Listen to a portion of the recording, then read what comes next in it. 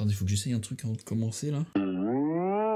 Bon, et ça suffit les conneries. Hop, salutations, aujourd'hui je vous propose une nouvelle série sur la chaîne. Je mets nouvelle entre guillemets parce qu'elle est déjà sortie il y a quand même un an. Mais elle continue encore aujourd'hui et son nom c'est Versus, vous l'avez vu dans le titre. Il y a un chapitre par mois qui sort et le 13e est sorti il y a pas longtemps, au mois de janvier si je dis pas de bêtises. C'est la nouvelle série que One a décidé de créer qui est sortie complètement de nulle part, un peu comme Bug Ego. J'ai fait une petite review sur la chaîne si vous voulez aller voir. One est aux commandes de l'histoire et le mangaka c'est Azuma Kiyotaro. Je connaissais aucun de ses mangas mais je suis allé aller voir et je peux dire que j'aime bien son style, c'est plutôt sympa. Je vais faire une review assez compacte des deux premiers chapitres car ils sont assez longs, genre 70 pages chacun environ, et j'ai pas envie que la vidéo dure 20 minutes. Si vous voulez les lire par vous-même, je vais mettre le lien en description pour aller les lire. Les 5 premiers sont en français mais les autres sont en anglais, malheureusement ce n'est pas encore traduit. Mais tonton des PDM est là pour vous. Sans plus de blabla, on y va avec le chapitre 1, l'ultime espoir. Versus est centré autour de l'humanité et de ses 47 héros qui vont tout faire pour survivre dans leur monde, maintenant sous l'emprise de leurs ennemis naturels. Tout comme les oiseaux chassant les insectes ou bien les grenouilles étant la proie des serpents, les humains ont pour ennemis naturels les démons. La Terre est presque entièrement sous leur contrôle, sous le règne de 47 rois démons. Pour les vaincre, le roi va assembler sa propre armée composée de 47 talentueux guerriers venus du monde entier afin de réclamer leur liberté et de ne plus être au bord de l'extinction. Parmi ces héros se trouve notre personnage principal, Halo, le 11e héros, qui se pisse dessus à l'idée de devoir se battre. D'ailleurs, tous les héros sont accompagnés d'une sorte de fée, et celle de Halo s'appelle Pané Pané. En plus d'être moche, ce truc est vraiment insupportable. Ça y est, le top départ est lancé, tout le monde part chacun de leur côté pour se farcir un roi démon chacun. 6 mois plus tard, on retrouve Halo et son groupe au milieu d'un biome de chair un peu à la Terraria, j'ai l'impression, et un oiseau arrive avec une lettre remplie de mauvaises nouvelles. Plusieurs héros ont succombé face aux démons. Ils se retrouvent eux-mêmes aux portes du château d'un roi démon, mais Pané Pané décide de mettre les voiles car c'est fichu. Tous les héros meurent les uns après les autres. Sauf que Halo n'est pas du tout de cet avis et souhaite continuer afin de remplir son rôle de héros. Halo possède une épée qui réagit à son mana et son mental afin de libérer un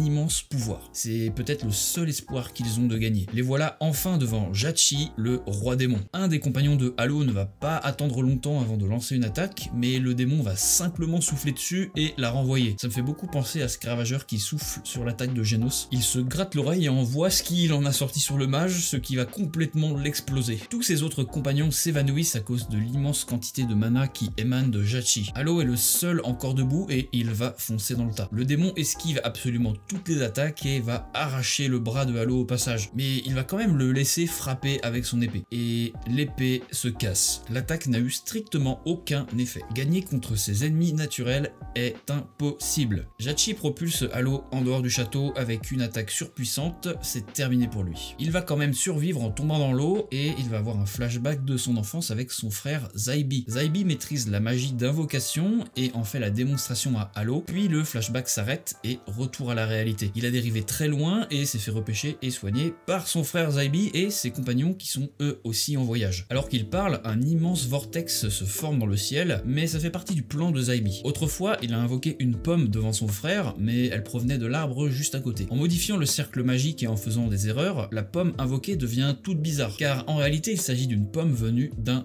autre monde. Des mages ont été dispersés à travers le monde entier pour former d'immenses cercles magiques afin d'invoquer quelque chose. Pile à ce moment, des démons arrivent pour les attaquer. Alors que tout semble perdu, Zaibi dit à Halo: qui t'a dit que nous allions les affronter? Les démons se font tirer dessus par derrière par des personnes en armure avec des flingues bien badass et ils n'en font qu'une bouchée. Le but des cercles magiques était d'invoquer un autre monde entier afin de recevoir de l'aide. Ce sont des humains avec une histoire différente, mais il y a un gros problème. Leur histoire n'est pas si différente que ça au final, puisque eux aussi sont au bord de l'extinction face à leurs ennemis naturels et recherchent désespérément de l'aide. S'il vous plaît, sauvez-nous. Voilà un petit résumé du chapitre 1. J'ai volontairement passé un peu plus de temps dessus que pour le chapitre 2 car ça plante le décor, et mine de rien il y a beaucoup de parlotte dans les chapitres, donc je vais plutôt passer aux scènes d'action tout en essayant que ce soit assez clair. Pour le chapitre 2, on apprend que les deux mondes ont demandé de l'aide en même temps et résultat des courses, leurs ennemis naturels sont eux aussi de la partie, des robots ayant surpassé les humains. Tout comme les flingues peuvent abattre les démons, la magie parvient à stopper l'armée de robots. La clé de la réussite sera de coopérer et d'éradiquer les ennemis de l'autre. Et en parlant d'ennemis, voilà une armée de démons qui arrive. Ah, et en fait les robots sont toujours opérationnels, ils ont réussi à s'adapter à la magie. Pour le coup c'est la giga sauce. Et manque de bol, Kiva, un serviteur de Jachi, va se pointer et faire un vrai massacre. Le mec peut littéralement renvoyer les balles juste avec une pichenette. Tranquille le mec. Halo va décider d'intervenir et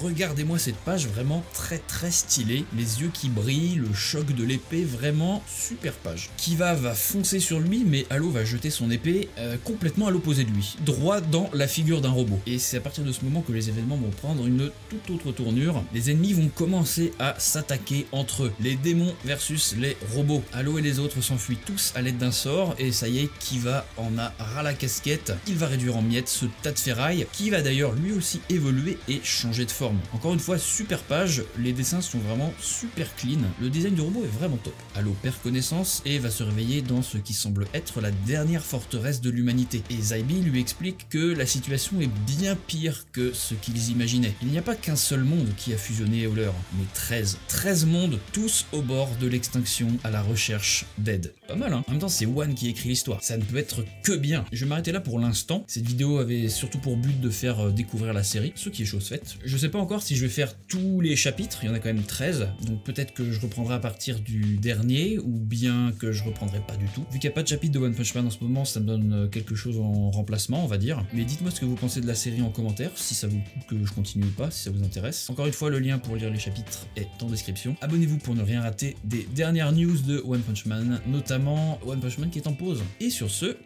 ciao.